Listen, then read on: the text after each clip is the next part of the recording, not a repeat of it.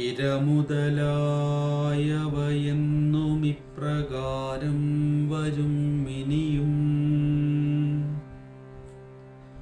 വരവറ്റു നിൽപ്പതേകം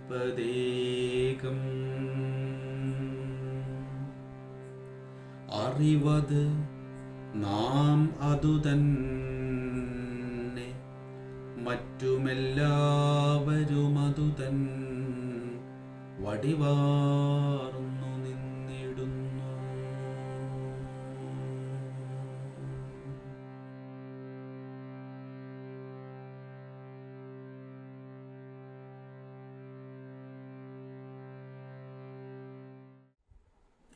ഓർമ്മ വെച്ച നാൾ മുതൽ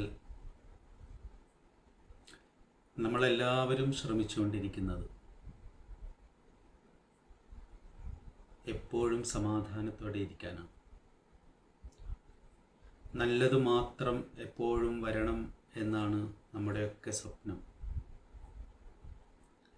നമ്മുടെ സങ്കല്പവും നമ്മുടെ വാക്കും നമ്മുടെ പ്രവൃത്തിയും എല്ലാം നല്ലത് മാത്രം വന്ന് ഭവിക്കാൻ എന്തൊക്കെ ചെയ്യാമോ അതൊക്കെ ചെയ്യാൻ വേണ്ടിയാണ് പ്രയത്നിച്ചുകൊണ്ടിരിക്കുന്നത്. നമ്മൾ പണമുണ്ടാക്കുന്നത്, വ്യത്യസ്തമായിട്ടുള്ള അധികാര സ്ഥാനങ്ങളിലേക്ക് എത്തിച്ചേരാൻ വേണ്ടി ശ്രമിക്കുന്നത്, പ്രശസ്തി ആർജിക്കുകയും അത് നിലനിർത്താൻ വേണ്ടി കഴിയുന്നത്ര പ്രയത്നം ചെയ്യുകയും ചെയ്യുന്നത്, പ്രാർത്ഥിക്കുന്നത്, ധ്യാനിക്കുന്നത്, ഒരു വിശ്വാസിയായിരിക്കുന്നത്, അവിശ്വാസിയായിരിക്കുന്നത്, ഭഗവത്ഗീതയോ ഖുർആനോ ബൈബിളോ ഉപനിഷത്തുകളോ സാഹിത്യമോ സംഗീതമോ കലകളോ എന്നുവേണ്ട ലോകത്തിലുണ്ടായിട്ടുള്ള എല്ലാ സാധ്യതകളെയും നമ്മൾ ഉപയോഗിക്കുന്നത്, നമ്മൾ അന്വേഷിക്കുന്നത്, നമ്മൾ അതിലൂടെയൊക്കെ കടന്നു പോകുന്നത് ഈ ദുരിതത്തിൽ നിന്ന്, ഈ ദുഃഖത്തിൽ നിന്ന്, സങ്കടങ്ങളായ എല്ലാ സങ്കടങ്ങളിൽ നിന്ന് മുക്തി കിട്ടാൻ വേണ്ടിയിട്ടാണ്. ജീവിതത്തിൽ സ്നേഹത്തിൻ്റെ ആഴം അനുഭവിക്കാൻ കഴിയുമെന്ന് കരുതി നമ്മൾ ചേർത്ത് പിടിച്ച പലതിൽ നിന്നും നമ്മൾ പ്രതീക്ഷിച്ചതിനേക്കാൾ ആഴത്തിലുള്ള ദുഃഖാനുഭവം ഉണ്ടാകുമ്പോൾ അതെല്ലാം വിട്ട് അങ്ങനെ യാതൊരു തരത്തിലുമുള്ള ദുഃഖവും നമ്മളെ ബാധിക്കാത്ത തരത്തിലുള്ള ഏതോ ഒരു സത്യം, ഏതോ ഒരു വെളിച്ചം എവിടെയോ ഇരിപ്പുണ്ട് എന്ന് കരുതി ഒരു വിഷയത്തിൽ നിന്ന് മറ്റൊരു വിഷയത്തിലേക്ക് നമ്മൾ പാഞ്ഞുകൊണ്ടേയിരിക്കുകയാണ്. നമ്മുടെ അന്വേഷണങ്ങളെല്ലാം ഏതെങ്കിലും സ്ഥലത്തിലേക്കോ ഏതെങ്കിലും ദേശത്തിലേക്കോ ഏതെങ്കിലും കാലത്തിലേക്കോ ഏതെങ്കിലും വാക്കിലേക്കോ ആശയങ്ങളിലേക്കോ ഒക്കെയാണ്. ആത്മോപദേശ ശതകത്തിലും സ്നേഹമുള്ള മനുഷ്യരുമായിട്ടുള്ള സംസർഗത്തിലുമൊക്കെ നമ്മൾ തേടുന്നത് എല്ലാ തരത്തിലുമുള്ള ദുഃഖമുണ്ടാക്കുന്ന വിഷയങ്ങളിൽ നിന്നുമുള്ള മുക്തിയാണ്. എൻ്റെ മനസ്സ് അസ്വസ്ഥമാവരുത്, അസ്വസ്ഥമാകുന്ന തരത്തിലുള്ള വിഷയങ്ങൾ എൻ്റെ ജീവിതത്തിലേക്ക് വരരുത്, കഴിയുന്നത്ര പ്രശാന്തി ഉണ്ടാക്കുന്ന ലോകങ്ങളെ മാത്രം ജീവിതത്തിൽ ചേർത്ത് വയ്ക്കണം. ദുഃഖം എനിക്ക് വേണ്ട, ഇരുട്ടെനിക്ക് വേണ്ട, ശത്രുക്കൾ എനിക്ക് വേണ്ട, ഞാനും ആരുടെയും ശത്രുവാവണ്ട. വെളിച്ചത്തിൽ മാത്രം എനിക്ക് ജീവിക്കണം, സമാധാനത്തിൽ മാത്രം എനിക്ക് ജീവിക്കണം. എൻ്റെ ഇന്ദ്രിയങ്ങൾക്കും എൻ്റെ മനസ്സിനും എൻ്റെ ബുദ്ധിക്കും വിഷയമായിരിക്കുന്ന ലോകങ്ങളിൽ ഞാൻ സഞ്ചരിക്കുമ്പോൾ അതിൽ നിന്ന് എനിക്ക് പ്രശാന്തി മാത്രം മതി. ഈ ദുഃഖം എനിക്ക് താങ്ങാൻ വയ്യ. സത്യമന്വേഷിച്ച്, അറിവന്വേഷിച്ച്, സ്നേഹമന്വേഷിച്ച്, വെളിച്ചമന്വേഷിച്ച് എത്രയോ നൂറ്റാണ്ടുകളായി തുടങ്ങിയ യാത്രകൾ മഹാഗുരുക്കന്മാരുടെ ജീവിതത്തിലേക്ക് ശ്രദ്ധയോടെ നമ്മൾ നോക്കുമ്പോൾ അവരും എവിടെയൊക്കെയോ ഇരുന്ന് സങ്കടപ്പെടുന്നു. നമുക്കാരുമില്ലല്ലോ തമ്പി എന്ന് നടരാജഗുരുവിനോട് നാരായണ ഗുരു പറയുമ്പോൾ അതുവരെ വായിച്ചു മനസ്സിലാക്കിയിരുന്ന ഗുരുക്കന്മാരെ കുറിച്ചുള്ള അറിവുകളെല്ലാം തകർന്നു പോകുന്നു. അങ്ങനെ ഒരു ഗുരു പറയുമോ? അരുത് വേട എന്ന് പറയുന്ന വാൽമീകിയിൽ ഇവിടെ ആര് മരിച്ചാലെന്ത്, ആര് ജനിച്ചാലെന്ത്, ആത്മാവിന് നാശമില്ല, ദുഃഖിക്കേണ്ടതില്ല എന്ന് പറയുന്ന ഋഷിമാർ പലരും നോവുന്നത് നമ്മൾ കാണുന്നുണ്ട്. ഗുരുനിത്യയുടെ അടുത്ത് ചെല്ലുമ്പോഴും ഞാൻ വിചാരിച്ചിരുന്നത് ഒരു ദുഃഖം അനുഭവിക്കാതെ ഇരിക്കുന്ന ഒരു മനുഷ്യനെ അവിടെ കാണാമെന്നാണ്. ഒന്നും ബാധിക്കാത്ത ഒരാൾ, എല്ലാ തരത്തിലുമുള്ള ദുഃഖാനുഭവങ്ങളിൽ നിന്നും മുക്തി നേടി പരമമായ ആനന്ദത്തിൽ ഒന്നും ഏശാതെ കഴിയുന്ന ഒരാൾ. അവിടെ ഞാൻ ചെല്ലുമ്പോൾ അനുഭവിക്കുന്നത് കുഞ്ഞു കുഞ്ഞു കാര്യങ്ങൾ പോലും ഹൃദയത്തെ നോവിപ്പിക്കുന്ന ഒരു മനുഷ്യനെയാണ്. അവനവൻ്റെ ആവശ്യത്തിന് വേണ്ടിയുള്ള നോവല്ല എന്ന് മാത്രം. ലോകത്തിൽ ആര് നൊന്താലും അത് തൻ്റെ നോവ് പോലെ അനുഭവിക്കുകയും തൻ്റെ വ്യക്തി സവിശേഷതകളിൽ നിറഞ്ഞിരിക്കുന്ന ചില ഇടങ്ങളിൽ തൻ്റെ അറിവ് കൊണ്ടോ ചിന്ത കൊണ്ടോ മറ്റു ഒരു ഉപാധി കൊണ്ടോ മാറ്റാനാവാത്ത ചില അസ്വസ്ഥതകൾ രൂഢമൂലമായി കിടപ്പുണ്ട് എന്നറിഞ്ഞ് പൂർണ്ണമായ ഹൃദയത്തോടെ നിസ്സഹായതയോടെ അത് അനുഭവിക്കുകയല്ലാതെ വേറൊരു വഴിയുമില്ല എന്ന് തിരിച്ചറിഞ്ഞ് അത്തരത്തിലുള്ള ദുഃഖങ്ങൾ ബോധത്തിൽ വന്ന് നിറയുമ്പോൾ താൻ ആർജിച്ച അറിവ് കൊണ്ടും ധ്യാനം കൊണ്ടും പ്രാർത്ഥന കൊണ്ടും ഒന്നും അതിൻ്റെ മുകളിൽ കയറി പണിയാൻ ശ്രമിക്കാതെ അത് അനുഭവിച്ച് അത് കടന്നു പോകാൻ അനുവദിക്കുന്ന ഒരു മനുഷ്യനെയും ഞാൻ അദ്ദേഹത്തിൽ കണ്ടിട്ടുണ്ട്. ചില ദുഃഖങ്ങളൊന്നും ചില നോവുകളൊന്നും നമ്മളിൽ നിന്ന് ഒരു കാലത്തും പോവില്ല എന്നും കൂടി നമ്മൾ അറിയേണ്ടതുണ്ട്. നമ്മുടെ പ്രയത്നം കൊണ്ട് തെളിച്ചെടുക്കാവുന്ന ഇടങ്ങൾ നമുക്കുണ്ട്. നമ്മൾ എത്ര പ്രയത്നിച്ചാലും തെളിയാതെ കിടക്കുന്ന ഇടങ്ങളും നമ്മളിലുണ്ട്. അങ്ങനെയുള്ള ഇടങ്ങളിൽ നമ്മൾ ഇടപെടാതെ ഇരിക്കണം. അത് നമ്മൾ അനുഭവിച്ച് തന്നെ കടന്നു പോവേണ്ട ചില ഇടങ്ങളാണ്. വളരെ സെൻസിറ്റീവായിട്ടുള്ള മനുഷ്യർക്ക്,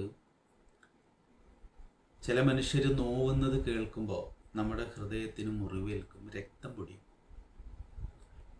അപ്പം അങ്ങനെ എനിക്ക് നോവേൽക്കണ്ട, അങ്ങനെ എൻ്റെ ഹൃദയത്തിൽ രക്തം പൊടിയണ്ട, മറ്റുള്ളവരുടെ വേദന എൻ്റെയും വേദന പോലെ തോന്നി അതിൽ നീറിയിരിക്കാൻ എനിക്ക് വയ്യ. അതുകൊണ്ട് എനിക്കറിയാവുന്ന എല്ലാ അറിവും ഉപയോഗിച്ച് അത്തരത്തിലുള്ള ദുഃഖങ്ങളിൽ നിന്ന് എനിക്ക് മുക്തി വേണം എന്ന് കരുതി മനസ്സിനെ കല്ലുപോലെയാക്കാൻ നമ്മുടെ ബോധത്തിൽ രൂപപ്പെട്ടു വന്ന സെൻസിറ്റിവിറ്റിയെ ഇല്ലാതാക്കാൻ ഒരാൾ ശ്രമിച്ചാൽ ആ ആൾ അറിയാതെ പോകുന്ന ഒരു കാര്യം, ആ രക്തം പൊടിയുന്ന, ആ നോവുന്ന ഒരു ഹൃദയം അവിടെ ഉള്ളതുകൊണ്ടാണ് ജീവിതത്തിൻ്റെ ഏറ്റവും ഉദാത്തമായിട്ടുള്ള ആനുഭൂതിക പ്രപഞ്ചങ്ങളിലേക്ക് നമുക്ക് പ്രവേശിക്കാൻ കഴിയുന്നത്. ഭൂമിക്ക് മുകളിൽ തണ്ടും ശാഖയും നീട്ടി ആകാശത്തേക്ക് വിരിഞ്ഞു നിൽക്കുന്ന പൂമരത്തെ കണ്ട് നമ്മൾ ആഹ്ലാദിക്കാറുണ്ട്, സന്തോഷിക്കാറുണ്ട്. ഇതുപോലെ പൂത്തു നിൽക്കാൻ എനിക്കും കഴിഞ്ഞിരുന്നെങ്കിൽ എന്ന് ആത്മാർത്ഥമായിട്ട് പ്രാർത്ഥിക്കാറുണ്ട്. പക്ഷേ ഭൂമിക്കടിയിൽ വെള്ളം തേടി അലയുന്ന വേരുകളെ നമ്മൾ കാണുന്നില്ല. ഭൂമിയുടെ ഇരുളിൽ വരണ്ടു കിടക്കുന്ന ഭൂമികളിൽ നനവ് തേടി തൻ്റെ വേരുകളെ ഭൂമിയുടെ ഹൃദയം പിളർന്ന് നീട്ടി നീട്ടി ഒരിറ്റ് ജലത്തിനു വേണ്ടി സഞ്ചരിച്ചുകൊണ്ടേയിരിക്കുന്ന വേരുകളുടെ ആ വിലാപത്തെ, അല്ലെങ്കിൽ ആ അന്വേഷണത്തെ, ആ ആവലാതിയെ നമ്മൾ പലപ്പോഴും കാണാറില്ല.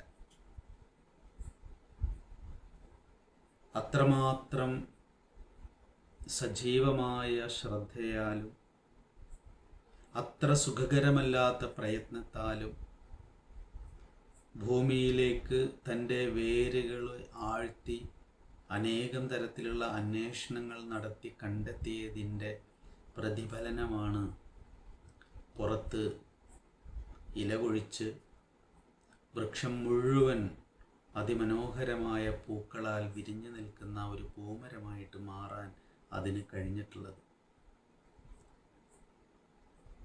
ദുഃഖത്തിൽ നിന്നുള്ള മുക്തി ആഗ്രഹിക്കുന്നവർ എന്നും ദുഃഖത്തിൽ തന്നെ ആയിരിക്കുകയേ ഉള്ളൂ എന്ന ഒരു സത്യത്തിലേക്ക് പലപ്പോഴും നമുക്ക് ഉണരാൻ കഴിയാറില്ല.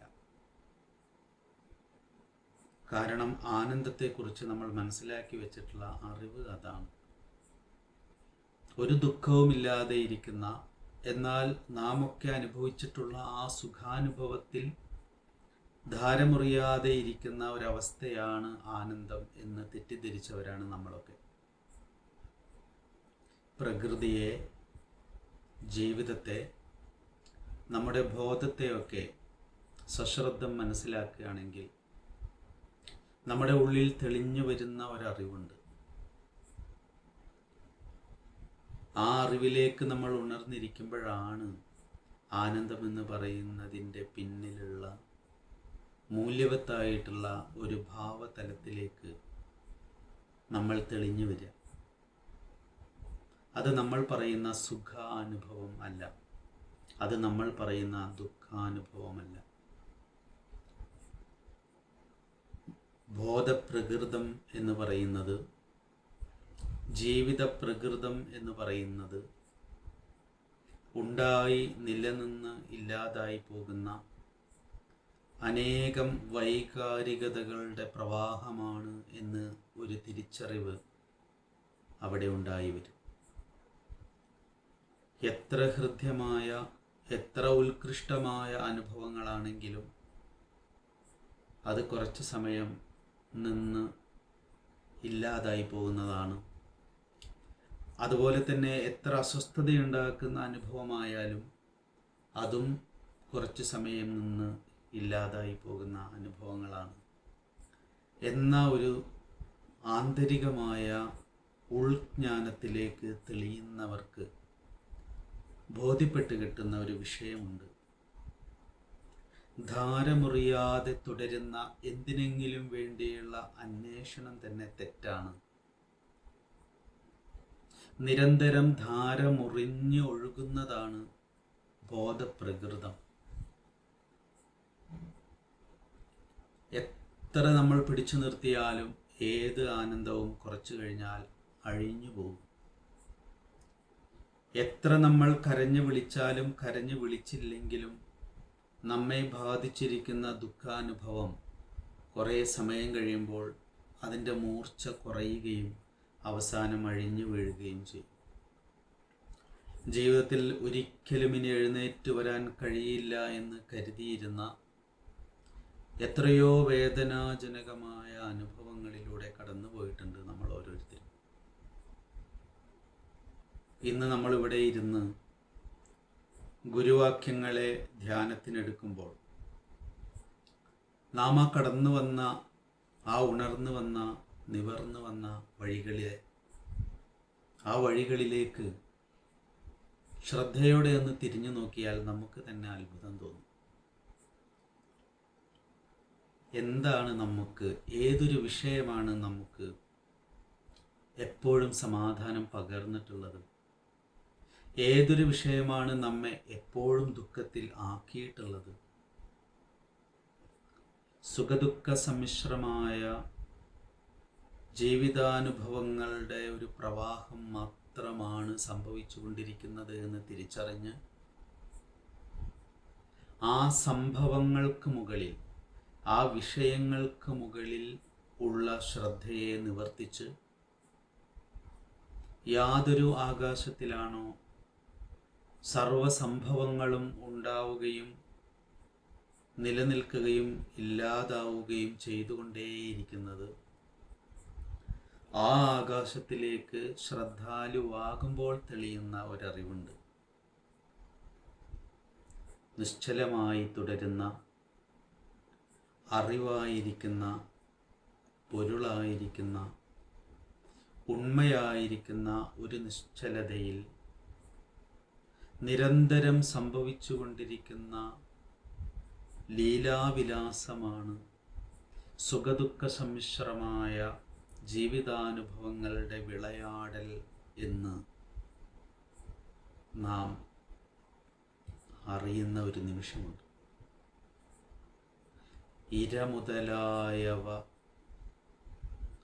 ദുഃഖമുണ്ടാക്കാൻ സഹായിക്കുന്ന ദുഃഖഹേതുകമായിട്ടുള്ള വിഷയങ്ങൾ ജീവിതത്തിലേക്ക് വന്നും പോയും കൊണ്ടേയിരിക്കും സദാ എന്ന ഒരു അറിവാണ് ആത്മാനുഭവം എന്ന് പറയുന്നത്. അല്ലാതെ എല്ലാ തരത്തിലുമുള്ള ദുഃഖാനുഭവം നൽകുന്ന വിഷയങ്ങളും അസ്തമിക്കുന്ന ഇടമല്ല ആത്മാനുഭവം.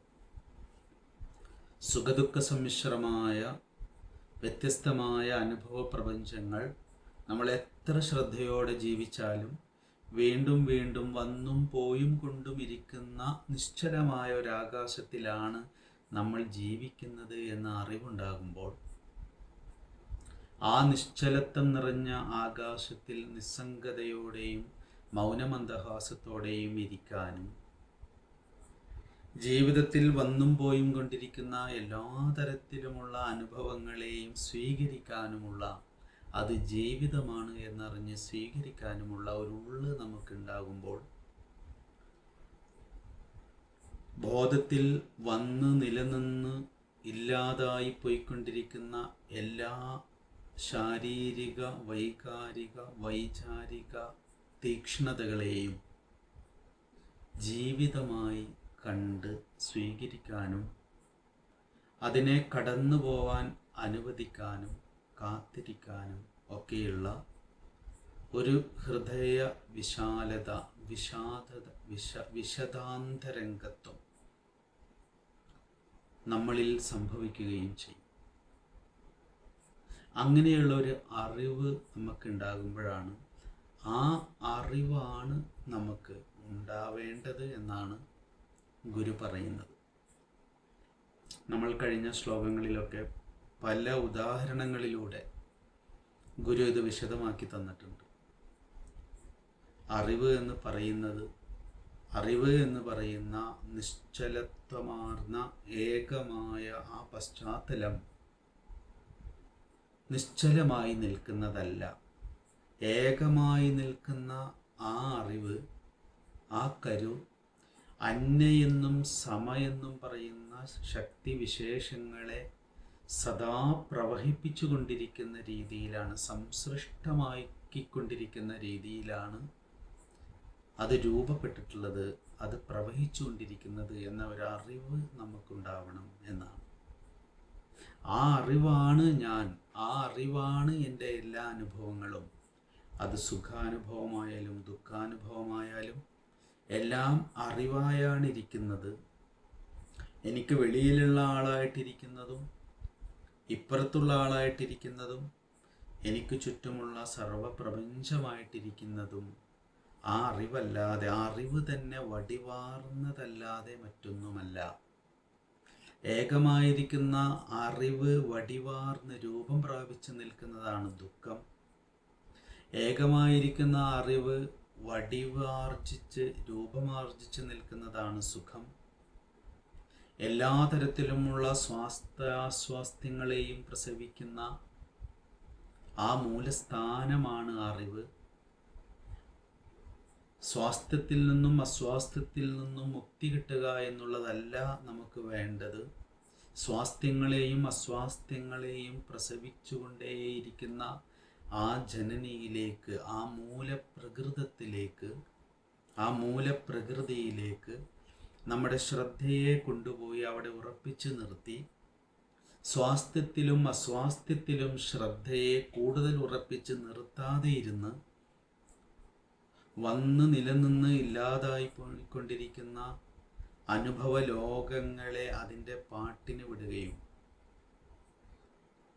ഒരു ഭാഗത്ത് ജീവിതത്തെ സ്വാസ്ഥ്യം ഉള്ളതാക്കാവുന്ന രീതിയിൽ രൂപപ്പെടുത്തിയെടുക്കാൻ ചെയ്യേണ്ടതൊക്കെ ചെയ്യുകയും അതോടൊപ്പം തന്നെ വന്നു ഭവിക്കുന്ന അസ്വാസ്ഥ്യങ്ങളെ ഒരു മൗനമന്ദഹാസത്തോടെ സ്വീകരിക്കാൻ തയ്യാറാവുകയും എത്രയൊക്കെ പ്രയത്നിച്ചാലും സ്വാസ്ഥ്യം എന്ന് പറയുന്ന ഒരു അനുഭവത്തെ മാത്രം നിലനിർത്താൻ കഴിയില്ല എന്ന് അറിയുകയും അതിൻ്റെ കൂടെ നിഴല് പോലെ വരുന്ന അസ്വാസ്ഥ്യത്തെയും സ്വീകരിക്കാൻ നമ്മൾ തയ്യാറാവുകയും സുഖദുഃഖ സമ്മിശ്രമായ എല്ലാ അനുഭവ ലോകങ്ങളെയും പ്രസവിക്കുന്ന ആ ജനനി ഏകമായിരിക്കുന്ന പൊരുളാണ് എന്ന് അറിയുകയും ചെയ്യുന്ന ഒരു സമഗ്രതയിൽ,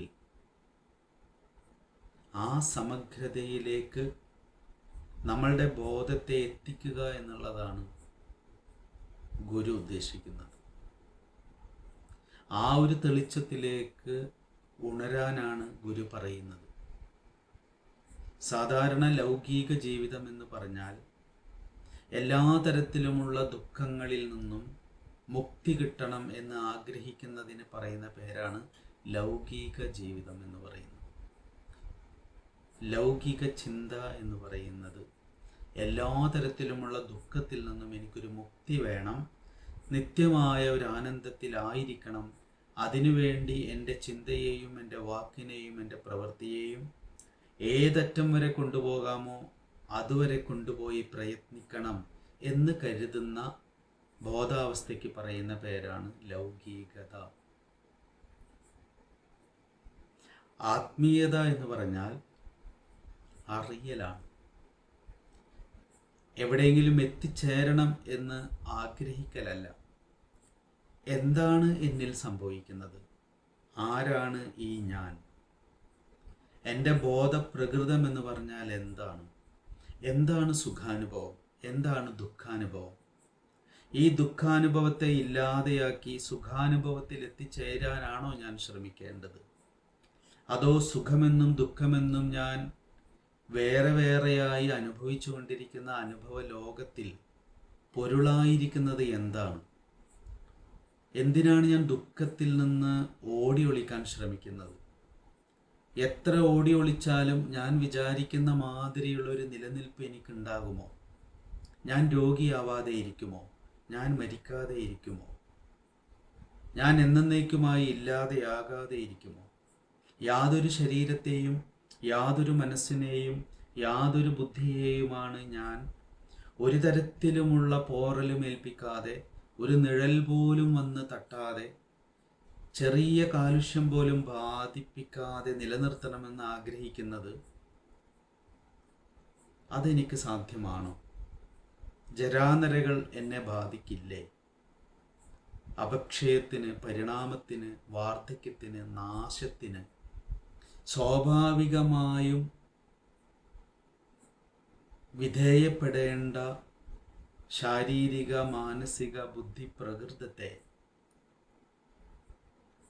സുനിശ്ചിതമാക്കി നിലനിർത്താൻ വേണ്ടിയാണ് ഞാൻ ശ്രമിക്കുന്നതെങ്കിൽ ആ ശ്രമത്തേക്കാൾ വലിയ അവിദ്യ എന്താണുള്ളത്? ശരീരത്തിന് ആവശ്യം വേണ്ട ഭക്ഷണം കൊടുക്കുകയും മനസ്സിന് ആവശ്യം വേണ്ട അന്നം കൊടുക്കുകയും ബുദ്ധിക്ക് ആവശ്യം വേണ്ട അന്നം കൊടുക്കുകയും ഒക്കെ ചെയ്ത് നമ്മളതിനെ പരിപാലിക്കുമ്പോഴും അതിൻ്റെ കൂടെ വിനാശത്തിലേക്കുമുള്ള ഒരു യാത്രയാണ് താൻ ചെയ്തുകൊണ്ടിരിക്കുന്നത് എന്നൊരറിവ് കൂടി നമുക്കില്ലെങ്കിൽ, നാളെ ശരീരമൊന്ന് തളരുമ്പോൾ, നാളെ മനസ്സൊന്ന് അസ്വസ്ഥമാകുമ്പോൾ, ബുദ്ധി ഒന്ന് തെറ്റുമ്പോൾ, ഒരു ദിവസം നമുക്ക് ഓർമ്മകൾ കുറയുമ്പോൾ നമ്മൾ തീരാ ദുഃഖത്തിന് അടിപ്പെട്ടു പോകും. ഇപ്പോൾ നമ്മൾ അനുഭവിക്കുന്ന ഈ ശാരീരികമായ അസ്വാസ്ഥ്യം നാളെ നഷ്ടപ്പെട്ടു പോയേക്കാം. എൻ്റെ ഓർമ്മകൾ നഷ്ടപ്പെട്ടു പോയേക്കാം. എൻ്റെ മുടി നരച്ചേക്കാം, പല്ലു കൊഴിഞ്ഞേക്കാം, എൻ്റെ തൊലി ചുക്കിച്ചുളിഞ്ഞേക്കാം, മനസ്സൊരു പക്ഷെ ദുഃഖത്തിൽ വീണുപോയേക്കാം. എല്ലാം ആയിക്കോട്ടെ, ഇത് തളിർക്കാനും തളരാനുമുള്ളതാണ്. തളിർക്കാൻ മാത്രമല്ല, എൻ്റെ ശരീരമായാലും മനസ്സായാലും ബുദ്ധിയായാലും തളിർത്ത് നിൽക്കാൻ വേണ്ടി മാത്രമുള്ളതല്ല, തളർന്നിരിക്കാൻ കൂടിയുള്ളതാണ്. അതാണ് അതിൻ്റെ പ്രകൃതമെന്ന് മനസ്സിലാക്കിയിട്ട്, അതാണ് ജീവിതമെന്ന് മനസ്സിലാക്കിയിട്ട്, അതാണ് പ്രകൃതി എന്ന് ഉണർന്നറിഞ്ഞിട്ട് ആ അറിവിൽ ഒരാൾ ഇരിക്കുന്ന ഇടത്തിന് പറയുന്ന പേരാണ് ആത്മീയത എന്ന്.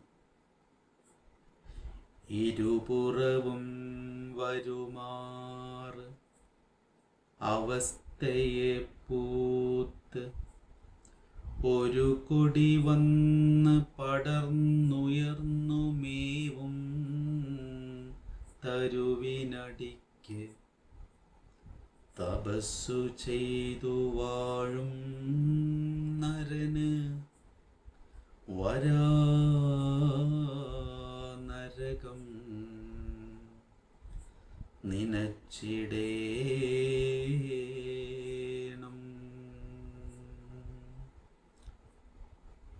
സുഖത്തിൻ്റെ കൂടെയും ഇരിക്കരുത്, ദുഃഖത്തിൻ്റെ കൂടെയും ഇരിക്കരുത്. ദുഃഖത്തിൻ്റെ കൂടെ ഇരുന്നിട്ട് എനിക്കിങ്ങനെ ദുഃഖമുണ്ടായല്ലോ എന്ന് കരഞ്ഞു വിളിക്കുകയും അരുത്.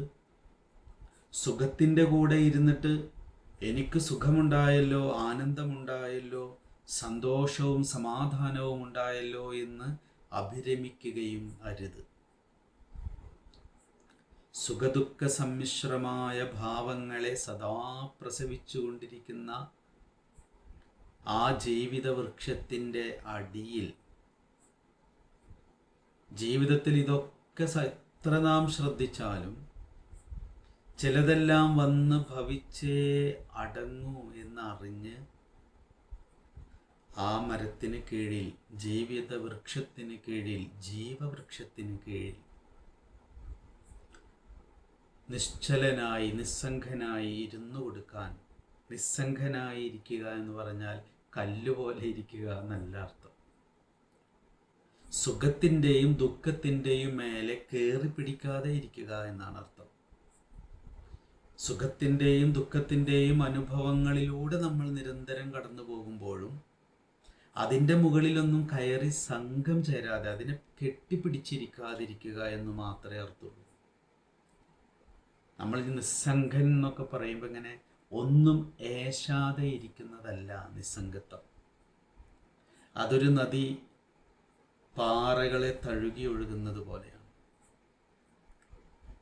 പുഴയുടെ രണ്ട് കരയിൽ നിൽക്കുന്ന വൃക്ഷങ്ങളെയും പാറയുടെ അടിയിലും മുകളിലേക്കുമൊക്കെ ഉയർന്നു നിൽക്കുന്ന വൻ പാറകളെയും പുഴക്കടിയിൽ മയങ്ങുന്ന കുഞ്ഞു കുഞ്ഞു കുഞ്ഞു വെള്ളാറങ്കല്ലുകളെയും ഒക്കെ തഴുകി ഒഴുകുന്നത് പോലെ ഉള്ള അവസ്ഥയ്ക്കാണ് നിസ്സംഗത എന്ന് പറയുന്നത്. മരത്തെ അത് തഴുകി ഒഴുകുന്നേ ഉള്ളൂ, മരത്തെ ചുറ്റിപ്പറ്റി നിൽക്കുന്നില്ല.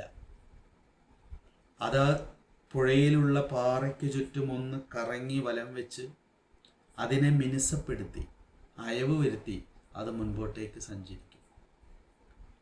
പുഴ ഒഴുകിക്കൊണ്ടിരിക്കുമ്പോൾ ഇന്നതിൻ്റെ മുകളിലൂടെ ഞാൻ ഒഴുകില്ല എന്നൊന്നും തീരുമാനിക്കുന്നില്ല. ജീവിതമാകുന്ന ആ ഒഴുക്കിൽ വന്ന് ഭവിക്കുന്ന എല്ലാറ്റിനെയും തലോടി ഒന്നിൻ്റെയും ഒപ്പം നിൽക്കാതെ ഒഴുകിക്കൊണ്ടേയിരിക്കുക എന്ന് പറയുന്ന ആ ഒരു ബോധാവസ്ഥയ്ക്ക് പറയുന്നതാണ് നിസ്സംഗത. ആ പുഴയുടെ ആത്മാവിലേക്ക് നമ്മളൊന്ന് സൂക്ഷിച്ചു നോക്കിയാൽ നമുക്ക് മനസ്സിലാവുന്നൊരു കാര്യം, പുഴ മരങ്ങളെയും പാറകളെയും വെള്ളാറങ്കല്ലുകളെയും ഒക്കെ തഴുകി ഒഴുകുന്നുണ്ടെങ്കിലും നാട്ടുവാസികളായ എല്ലാ മനുഷ്യർക്കും വേണ്ട ദാഹജലം പകരുന്നുണ്ടെങ്കിലും ഒരുപാട് മനുഷ്യരുടെ വസ്ത്രങ്ങൾ അലക്കാൻ, അഴുക്ക് കഴുകിക്കളയാൻ ഉപാധിയാകുന്നുണ്ടെങ്കിലും എല്ലാ തരത്തിലുമുള്ള പക്ഷി മൃഗാദികൾക്കും കുളിക്കാനും കുടിക്കാനുമുള്ള അമൃതമായിട്ട് മാറുന്നുണ്ടെങ്കിലും വെള്ളത്തിൻ്റെ ആത്മാവിലേക്ക് നമ്മൾ സൂക്ഷിച്ചു നോക്കിയാൽ അത് സദാ ധ്യാനിച്ചു കൊണ്ടിരിക്കുന്നത് സാഗരത്തെയാണ് എന്ന് നമുക്ക് മനസ്സിലാവും. സാഗരോന്മുഖമായ ഒരു ബോധത്തോടുകൂടി ആയിരിക്കുകയാണ് പുഴ ചെയ്യുന്നത് എന്ന് നമ്മൾ അറിയുമ്പോഴാണ് എന്തുകൊണ്ടാണ് പുഴയ്ക്ക് എല്ലാറ്റിനോടും കലർന്നുരുകി സഞ്ചരിക്കുമ്പോഴും പുഴ എന്തുകൊണ്ടാണ് നിസ്സംഗ ആയിരിക്കുന്നത് എന്ന് നാം അന്വേഷിച്ചാൽ പുഴയുടെ ബോധം സാഗരോന്മുഖമായതുകൊണ്ടാണ് അത് എല്ലാറ്റിനോടും നിസ്സംഗമായിരിക്കുന്നത്. പക്ഷെ അത് കാരുണ്യമില്ലാതെ ഇരിക്കുന്നില്ല, ഒന്നിനെയും കാണാതെ ഇരിക്കുന്നില്ല, ഒന്നിനും കരുതൽ പകരാതെ ഇരിക്കുന്നില്ല, എന്നാൽ ഒന്നിലും തങ്ങി നിൽക്കുന്നില്ല, ഒന്നിനെയും വാരിപ്പുണരുന്നില്ല, ഒന്നിനെയും തള്ളി മാറ്റുന്നുമില്ല. തൻ്റെ മുൻപിൽ വരുന്ന എല്ലാറ്റിലൂടെയും കലർന്ന് ചേർന്ന് തൊട്ട് തലോടി അത് സാഗരത്തിലേക്ക് ഒഴുകിക്കൊണ്ടേയിരിക്കുകയാണ് ചെയ്യുന്നത്. അത് ഏകമാണ്. ആ ഒരു അറിവാണ് ഏകത്വം എന്ന് പറയുന്നത്. ആ പുഴയുടെ ജീവിതം എന്ന് പറയുന്നത് വൈവിധ്യമാർന്നതാണ്. എത്രയോ തരത്തിലുള്ള കൂർത്ത പാറകൾ, സൗമ്യമായ പാറകൾ, മുള്ളുകൾ, അഴുക്ക്, അത് ചുമക്കാത്ത ഒന്നുമില്ല. മനുഷ്യൻ പുഴയിലേക്ക് തള്ളുന്ന എല്ലാ മാലിന്യങ്ങളെയും അത് ചുമക്കുന്നുണ്ട്. പക്ഷേ അവിടെ ഒന്നും അത് തങ്ങി നിൽക്കുന്നില്ല.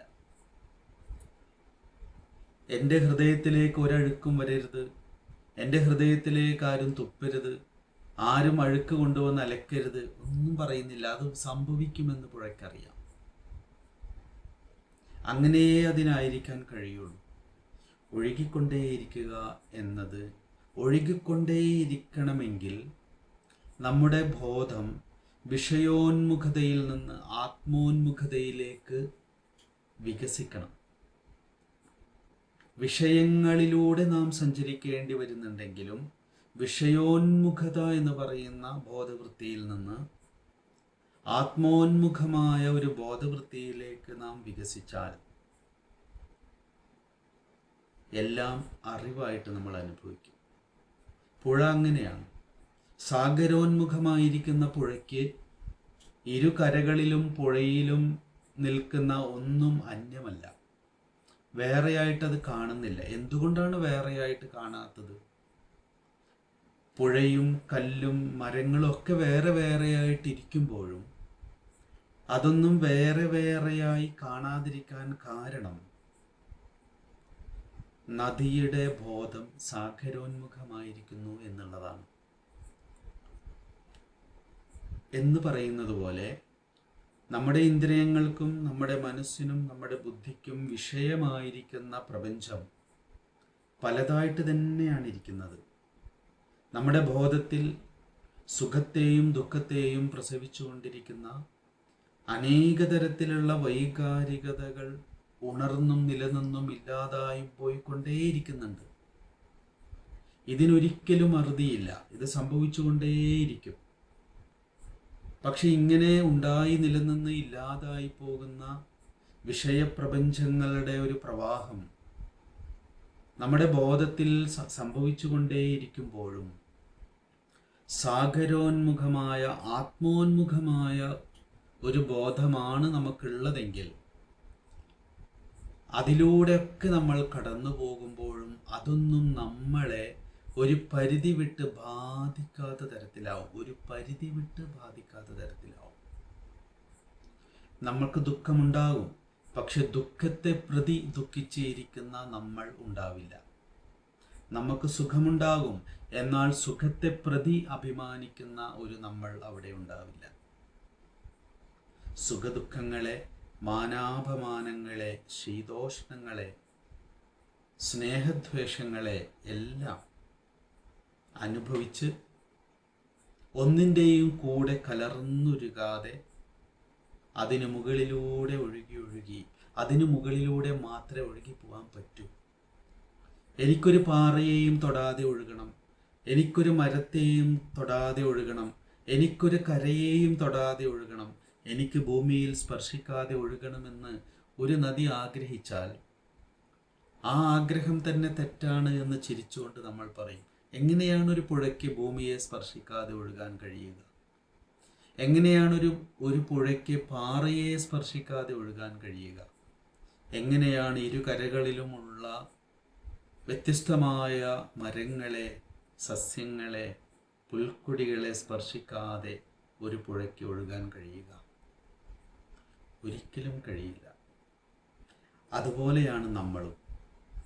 സുഖദുഃഖ സമ്മിശ്രമായ ശാരീരികവും വൈകാരികവും ബുദ്ധിപരവുമായ അനേക തരത്തിലുള്ള ഇരുട്ടും വെളിച്ചവും കലർന്ന വിഷയങ്ങളെ, ദുഃഖാനുഭവവും സുഖാനുഭവങ്ങളും ഉണ്ടാക്കുന്ന വിഷയപ്രപഞ്ചങ്ങളെ തഴുകി ഒഴുകാതെ നമുക്ക് സഞ്ചരിക്കാനാവില്ല എന്നറിയുമ്പോൾ നമുക്കാകെ കഴിയുന്നത് തങ്ങി നിൽക്കാതിരിക്കുക എന്ന് മാത്രമാണ്.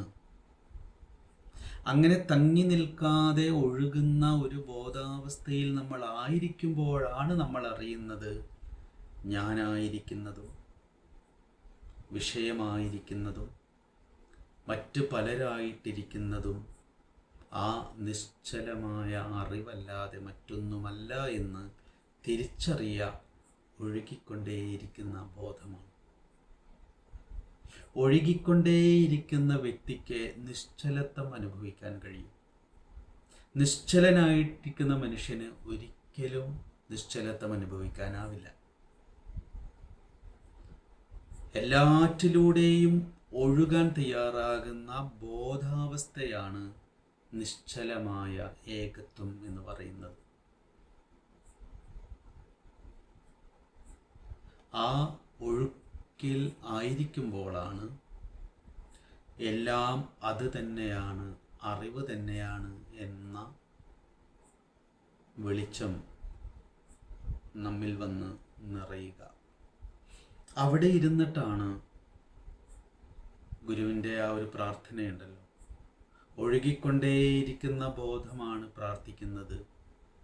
അറിവിലും ഏറി അറിഞ്ഞിടുന്നവൻ തൻ ഉരുവിലും ഒത്തുപുറത്തും ഉജ്ജ്വലിക്കും കരുവിന് കണ്ണുകൾ അഞ്ചും ഉള്ളടക്കി തെരുതെരെ വീണു വണങ്ങി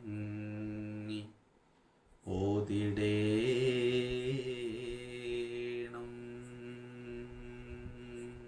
നമ്മളെങ്ങനെ അവിടുന്ന് ഓതിപ്പോവും. അവിടെ വെച്ചിട്ട് അറിയുന്ന അറിവാണ്. കരണവും ഇന്ദ്രിയവും കളേബരം തൊട്ടറിയും അനേക ജഗത്തുമോർക്കിൽ എല്ലാം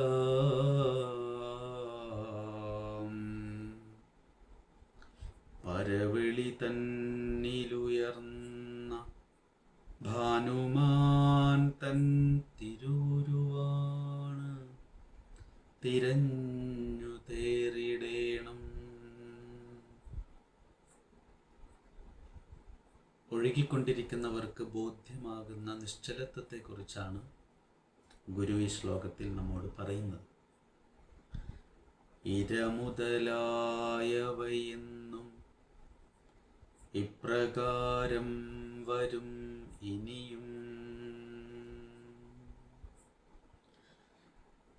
ഇരമുതലായവയെന്നും ഇപ്രകാരം വരും ഇനിയും വരവറ്റു നിൽപ്പതേകം അറിവത് നാമത് മറ്റുമെല്ലാവരുമത് വടിവാർന്നു നിന്നിടുന്നു. ഞാനായിരിക്കുന്നത്, അറിവായിട്ടിരിക്കുന്നത്, മറ്റെല്ലാവരും വടിവാർന്നിരിക്കുന്നത് ആ അറിവ് തന്നെയാണ്, ആ കരു തന്നെയാണ്, ആ വെളിച്ചം തന്നെയാണ് എന്ന ഒരു ബോധം നമ്മളിൽ വന്ന് നിറയുക തങ്ങി നിൽക്കാതെ ഒഴുകുമ്പോൾ മാത്രമാണ് എന്ന് നാം അറിയണം.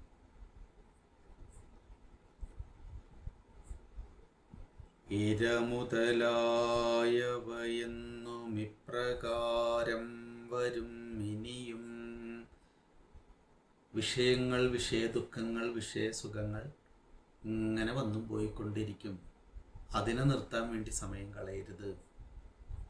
വരവറ്റു നിൽപ്പതേകം, അങ്ങനെ വരികയും പോവുകയും ചെയ്യാതെ നിൽക്കുന്നത് ഏകമാണ്. അങ്ങനെ നിൽക്കുന്ന ബോധത്തിൻ്റെ സ്വഭാവം അത് തങ്ങി നിൽക്കാതെ ഒഴുകിക്കൊണ്ടിരിക്കുന്നതാണ് എന്ന് നാം മനസ്സിലാക്കണം. അറിവ്, അവിടെയാണ് അറിവുണ്ടാവുക. അറിവത്, നാം അത് തന്നെ, നമ്മളായിരിക്കുന്നതും ആ അറിവ് തന്നെയാണ്. മറ്റുമെല്ലാവരും അത് താൻ. ഇനി എനിക്ക് ചുറ്റും ഞാൻ അനുഭവിച്ചു കൊണ്ടിരിക്കുന്ന സർവപ്രപഞ്ചവും അത് തന്നെ രൂപഭാവമാർജിച്ച് നിൽക്കുന്നതാണ് എന്ന ഒരു തെളിച്ചം നമുക്കുണ്ടാവണം. അത് ബുദ്ധി കൊണ്ട് ചിന്തിച്ചിട്ടുണ്ടാവുന്നതല്ല, അത് ഒഴുകിക്കൊണ്ടേയിരിക്കുന്ന ബോധത്തിൽ ഉണ്ടാകുന്നതാണെന്ന് നമ്മൾ മനസ്സിലാക്കണമെന്നാണ് ഗുരു പറയാൻ ശ്രമിക്കുന്നത്. ഇരമുതലായവയെന്നും ഇപ്രകാരം വരും ഇനിയും വരവറ്റു നിൽപ്പതേകം അറിവത് നാമതു തന്നെ മറ്റുമെല്ലാവരും അതു തൻ വടിവാർന്നു